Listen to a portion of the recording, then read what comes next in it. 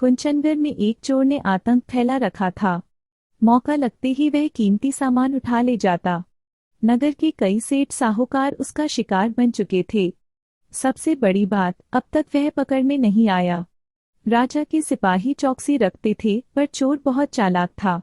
सिपाही मुख्य मार्गों पर पहरा देते तो वह तंग गलियों से निकल भागता। बात राजा तक पहुंची। उसने मंत्री से कहा, प्रजा में चोर का आतंक बढ़ता जा रहा है। तुम और सैनिक लगा दो, पर जैसे भी हो चोर को पकड़ो। एक दिन गर्मियों में दोपहर के समय लोग अपने घरों में आराम कर रहे थे। चोर एक सुनार के घर में घुसा। सोने चांदी के बहुत से आभूषण चुराकर उसने एक पोटली में बांध लिए। घर के पिछवाड़े से कूदकर वह एक छोटी गली में आ गया। वह धीरे धीरे बचता बचाता आगे बढ़ रहा था। अचानक उसे सामने चौराहे पर खड़े सिपाही नजर आए। चोर वापस मुड़ा और दूसरी गली में पहुंच गया, पर मंत्री ने आज हर गली के नुक्कड़ पर सैनिकों को खड़ा कर दिया था।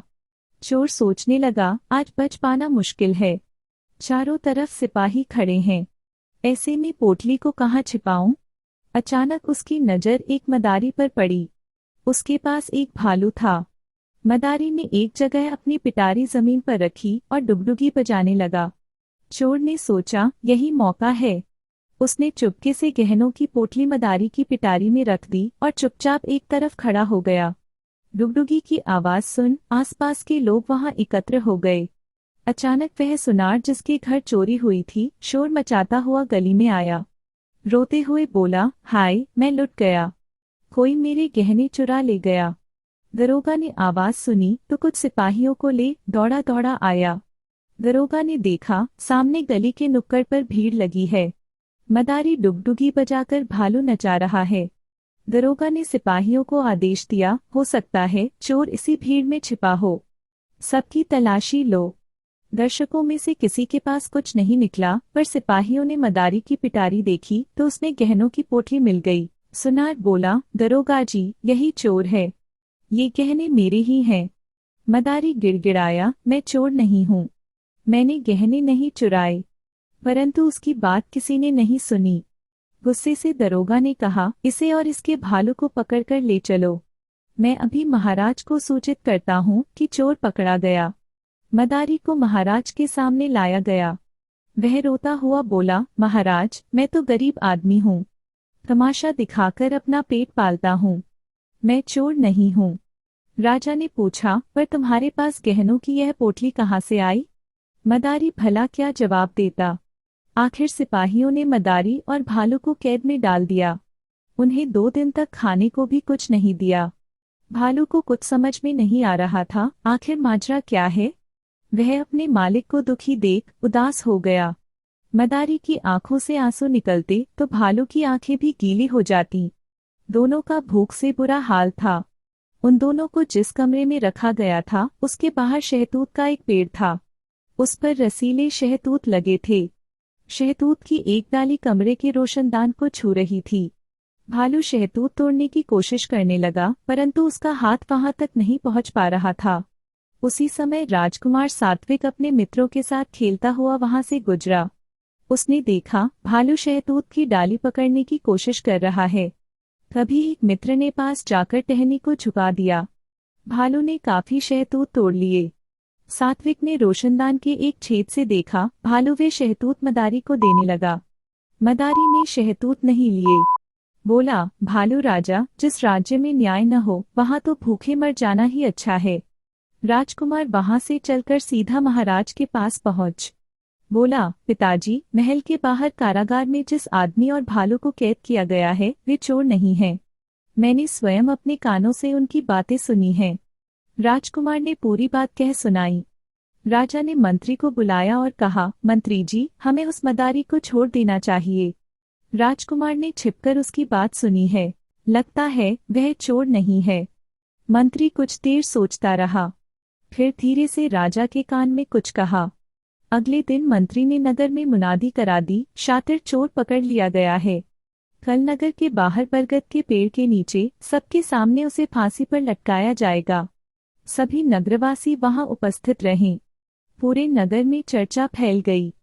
हर कोई चोर को देखना चाहता था। चोर ने भी मुनादी सुनी। सोचने लगा, कल सब लोग बरगद के पेड़ के नीचे एकत्र होंगे। नगर में कोई नहीं रहेगा। ऐसे में खूब माल चुराया जा सकता है। अगले दिन सब लोग बरगद के पेड़ के नीचे इकट्ठे हो गए। चोर तो ताक में था ही। कई साहूकारों के घरों में घुसकर खूब सोना चांदी और जेवर बांध लिए। माल लेकर निकला ही था कि सामने से सिपाहियों ने देख लिया। चोर वापस भागा, पर पीछे भी सिपाही खड़े थे। बच निकलने का कोई रास्ता नहीं था। तभी मंत्री सामने आ गया। बोला, आज क्या स्वांग रचोगे धूर्त? आज तुम्हें कोई मदारी नहीं मिलेगा जिसके पास चुपके से पोटली रखकर तुम बच जाओ। चोर रंगे हाथों पकड़ा गया था। वह माफी मांगने लगा। मंत्री बोला, सारे नगरवासी बाहर बरगद के पेड़ के नीचे तुम्हारा इंतजार कर रहे हैं। हमने उनसे कहा था कि चोर को फांसी दी जाएगी। अब तुम जल्दी चलो। सैनिकों ने उसे जंजीरों से बांध दिया और नगर के बाहर बरगद के पेड़ के पास ले गए। लोगों ने नए चोर को देखा तो कानाफूसी करने लगे। मंत्री बोला, भाइयों, वह मदारी चोर नहीं था। असली चोर आज आपके सामने है। इस चोर को पकड़ने के लिए ही हमने यह योजना बनाई थी। फिर उसने पूरी बात कह सुनाई। लोग बोले, इस दुष्ट चोर को फांसी मिलनी चाहिए। चोर गिड़गिड़ाने लगा, मैंने चोरी का माल पुराने तालाब के पास एक गड्ढे में छिपा रखा है। मैं सारा धन लोगों को वापस कर दूंगा। मुझे माफ कर दें। चोर को रोते देख एक बूढ़ा बोला, मंत्री जी, इससे चोरी का सारा धन छीन लो और बरगद पर यह फंदा टंगा रहने दो। यदि भविष्य में इसने कभी किसी के घर चोरी की तो इसी फंदे से लटकाकर इसे फांसी दे दी जाएगी। दीपू ने बूढ़े के पैर पकड़ लिए। कहा, बाबा, मैं कसम खाता हूँ आगे से मेहनत करके ही कमाऊंगा। इतनी देर में मदारी और भालू को लेकर एक रथ वहां पहुंच गया।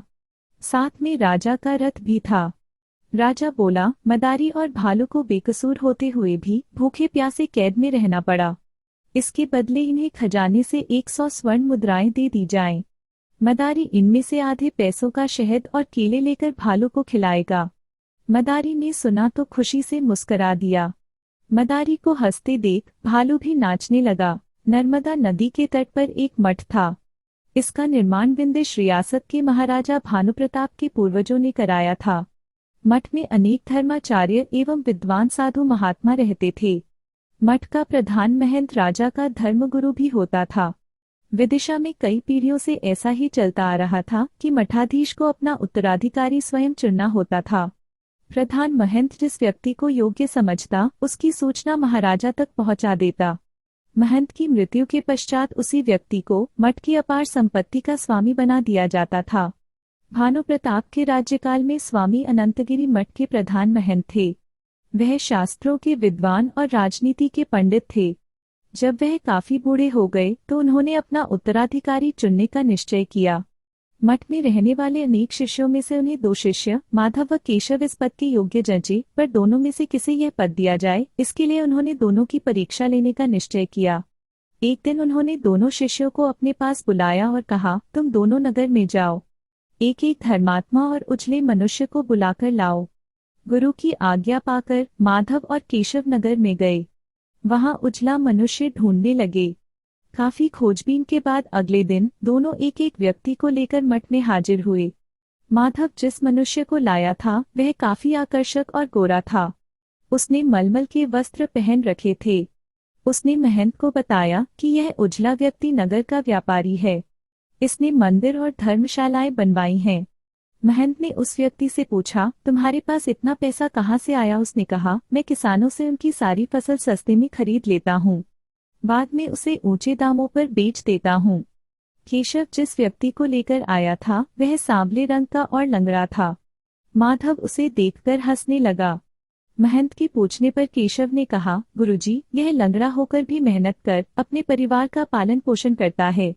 जंगल से कंदमूल लाकर शहर में बेचता है। जो कमाता है उसमें से आधा रखता है, आधा दान कर देता है। इसकी ईमानदारी की सब प्रशंसा करते हैं। अगले दिन महंत ने दोनों शिष्यों को मिट्टी का एक एक प्याला दिया। कहा, जाओ 10 दिन तक इस प्याले में हर रोज 2-2 सच्चे मोती डालकर लाओ।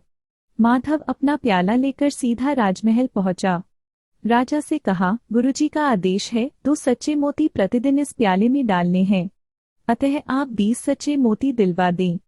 राजा ने खजाने से 20 मोती उसे दिलवा दिए। 10 दिन बाद मोतियों से भरा प्याला लेकर माधव महंत के पास पहुंचा। हाथ जोड़कर प्याला उन्हें सौंप दिया। तभी वहां केशव आया। उसके हाथ में खाली प्याला था। उसने वह खाली प्याला गुरुजी के सामने रख दिया। बोला, गुरुजी, मैंने इन 10 दिनों में आश्रम के पीछे वाली जमीन पर नए नए पेड़ लगाए हैं। कुछ जगह में अनाज बो दिया है। बुआई के लिए जमीन खोदते समय शरीर पर जो पसीना आया, उन्हें ही सच्चे मोती जान प्रतिदिन 2-2 बूंदें इस प्याले में डाली हैं। अनंतगिरी धीरे से मुस्करा दिए, पर निर्णय नहीं दिया। अभी अंतिम परीक्षा जो शेष थी। अगले दिन वह स्वयं नगर में जाकर महाराजा भानुप्रताप से मिले। माधव और केशव दोनों को ही इस बात का पता था। उन्होंने समझा महंत उन्हीं में किसी एक को उत्तराधिकारी बनाने की बात करने गए हैं। जब तक महंत लौट न आए वे दोनों व्यग्र रहे। रात गए महंत नगर से लौटे। वह अपने साथ कई बड़े बड़े संदूक लाए थे। माधव और केशव दोनों आश्रम के द्वार पर बेचैन हो टहल रहे थे। दोनों ही सोच रहे थे कि न जाने किसके भाग्य में मठपति बनना लिखा है, न जाने अनंतगिरी ने महाराजा से किसके नाम की सिफारिश की होगी। अनंतगिरी को सामान साथ आता देख वे दोनों एक बड़े वृक्ष की आड़ में छिप गए। अनंतगिरी का रथ द्वार पर आकर रुक गया। आश्रम के अंदर वाहन नहीं ले जाए जा सकते थे। रथ से 2 व्यक्ति उतरे। एक थे अनंतगिरी, दूसरे थे स्वयं महाराजा भानुप्रताप। नीचे आकर महाराजा ने सेवकों को आज्ञा दी कि रथ में रखे बक्सों को आश्रम में ले जाएं। फिर वह अनंतगिरी से बोले, आप कृपया केशव और माधव को नए वस्त्रों में शीघ्र भेजें। सूर्योदय से पूर्व ही उनका राजमहल में पहुंच जाना आवश्यक है। वृक्ष के पीछे छिपे केशव और माधव ने यह सुना तो ऊहापोह में डूब गए। यह सब उन्हें बड़ा रहस्यमय लग रहा था। अनंतगिरी वहां से चलते इससे पहले ही वे दोनों छोटे रास्ते से अपने अपने कक्ष में चले गए। कुछ ही देर बाद उन्हें अनंतगिरी का संदेश मिला। उन्होंने बुलाया था। केशव और माधव तो पहले ही से तैयार थे। तुरंत अनंतगिरी के पास जा पहुंचे। अनंतगिरी ने गंभीर स्वर में कहा, तुम दोनों को सूर्योदय से पूर्व ही राजमहल पहुंचना है।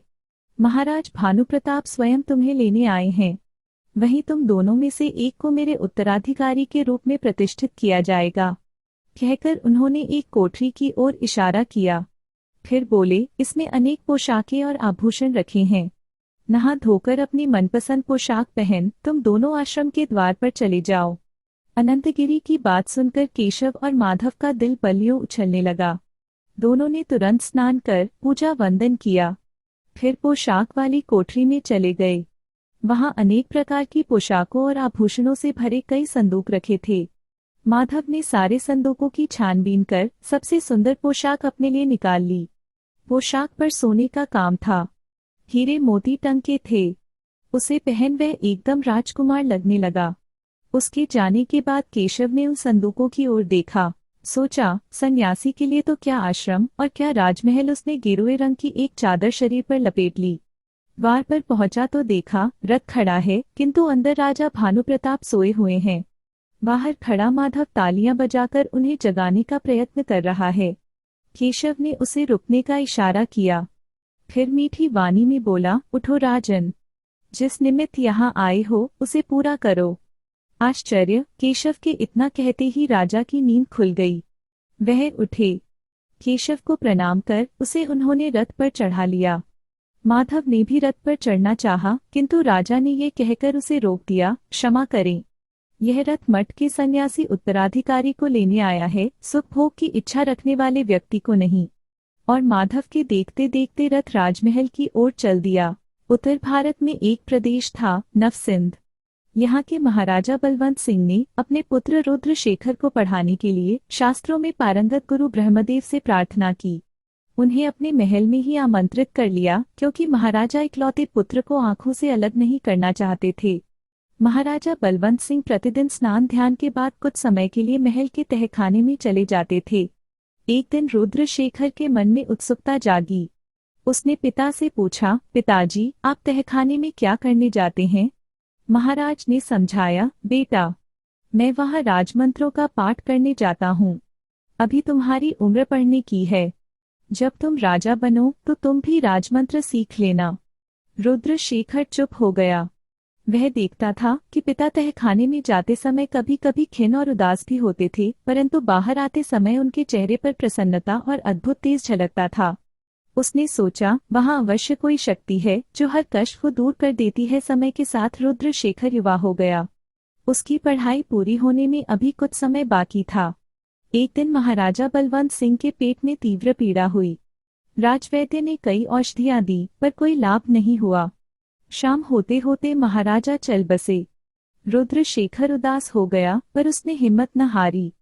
पिता का अंतिम संस्कार कर उसने राजकार्य संभाल लिया। वह बलशाली था। शीघ्र ही उसने नवसिंध की सीमाओं का विस्तार करना शुरू कर दिया। सारा समय राजकार्य में लगाने के कारण उसका अध्ययन बंद हो गया। गुरु ब्रह्मदेव महल छोड़कर अपने आश्रम में चले गए। रुद्रशेखर निरंतर पड़ोसी राजाओं पर विजय प्राप्त करता जा रहा था। वह प्रसन्न था कि उसने अपने पिता की सीमाओं को बहुत दूर तक फैला दिया है। एक दिन रुद्रशेखर अपनी सेना के साथ एक दक्षिणी प्रदेश पर चढ़ाई करने के लिए जाने वाला था। उसे गुप्तचरों ने आकर सूचना दी, महाराज, नगर में युद्ध भड़क रहा है। अकाल के कारण लोगों के पास अन्न नहीं रहा। खजाने का सारा धन सेना पर खर्च होता जा रहा है। तभी द्वारपाल ने आकर बताया, महाराज, नगर के कुछ प्रतिष्ठित व्यक्ति आपसे मिलने आए हैं। रुद्रशेखर खिन्न तो था ही। द्वारपाल से कहा, इन व्यक्तियों ने ही गृहयुद्ध भड़काया है। कह दो हम उनसे नहीं मिलेंगे। राजा ने गृहयुद्ध दबाने के लिए सेना भेज दी। अब सेना अपने ही लोगों को मार रही थी। भूखे निहत्थे लोग अपने घर छोड़ छोड़कर जंगल में भाग गए। कुछ लोग आश्रम में पहुंचे। वहां गुरु ब्रह्मदेव अपने शिष्यों को पढ़ा रहे थे। जब उन्होंने लोगों की आपबीती सुनी तो बहुत दुख हुआ। उन्हें स्वयं पर ग्लानि होने लगी, क्योंकि रुद्रशेखर को शिक्षा उन्होंने ही दी थी। ब्रह्मदेव ने अपने एक शिष्य को महल में भेजा, राजा से कहना, गुरुजी ने उन्हें बुलाया है। शिष्य महल में पहुंचा तो रुद्रशेखर काफी खिन्न था, पर गुरुजी का आदेश सुन उसे आश्रम में जाना पड़ा। ब्रह्मदेव ने पूछा, राजन, तुम्हें याद होगा तुम्हारे पिता प्रतिदिन तहखाने में राजमंत्र सीखने जाते थे। क्या तुम कभी वहां गए हो? नहीं गुरुदेव, रुद्रशेखर बोला। तब तुम्हें राजा बनने का अधिकार ही नहीं। जाओ पहले राजमंत्र सीखो।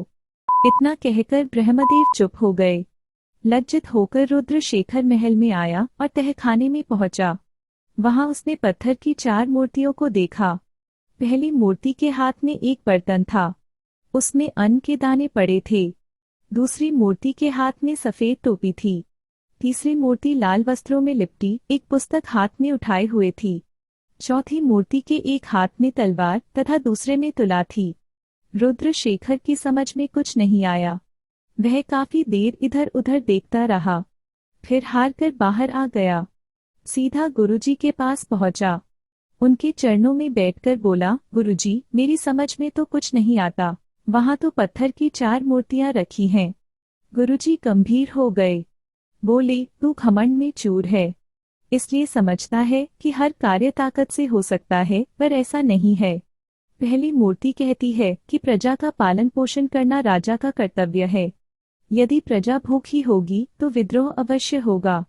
राजा को चाहिए वह प्रजा का पुत्रवत पालन करे। दूसरी मूर्ति के हाथ में सफेद टोपी है। वह हमें बताती है कि राजा को नगर वासियों का आदर करना चाहिए। टोपी इज्जत का प्रतीक है। जिस राज्य में बड़े बुजुर्गों की इज्जत नहीं, नारी के मान की रक्षा नहीं, विद्वानों का आदर नहीं, वह कभी सुरक्षित नहीं रह सकता। तीसरी मूर्ति के हाथ में एक धार्मिक पुस्तक है। वह कहती है राजा को अपने धर्म का पालन करना चाहिए। यदि राजा धार्मिक नहीं होगा तो प्रजा भी धर्म से विमुख हो जाएगी। सभी अपना कर्तव्य भूल जाएंगे। चौथी मूर्ति के एक हाथ में तलवार है और दूसरे हाथ में तुला। इसका अर्थ है राजा को न्याय के अनुसार ही दंड देना चाहिए। यदि राजा अन्यायी होगा तो उसका विनाश अवश्य हो जाएगा। अब तुम ही बताओ, क्या तुमने भूखी प्रजा का ठीक ठीक पालन पोषण किया? नहीं। रुद्रशेखर ने गर्दन झुका ली। गुरुजी ने फिर कहा, तुमने निहत्थी जनता पर अत्याचार क्यों किए? चक्रवर्ती राजा बनने की धुन में अपना विवेक ही भूल गए। राजन, सीमा बढ़ाने से चक्रवर्ती राजा नहीं बनता। प्रजा जिसे हृदय से चक्रवर्ती माने वही राजा इस पद का अधिकारी होता है। रुद्रशेखर को अब पता चला कि पिताजी तह खाने में क्यों जाया करते थे। वहां बैठकर वह राजा के इन्हीं कर्तव्यों पर सोच विचार करते थे। उसने अपने किए के लिए गुरुजी से क्षमा मांगी। गुरुजी ने कहा, राजन, क्षमा मुझसे नहीं प्रजा से मांगो। रुद्रशेखर के पास शब्द नहीं थे। उसके नेत्रों से आंसू बह चले। गुरु ब्रह्मदेव आसन से उठे और रुद्रशेखर को गले ला लिया। बोले, बेटा, जाओ अब प्रतिदिन इन राजमंत्रों का जाप करना।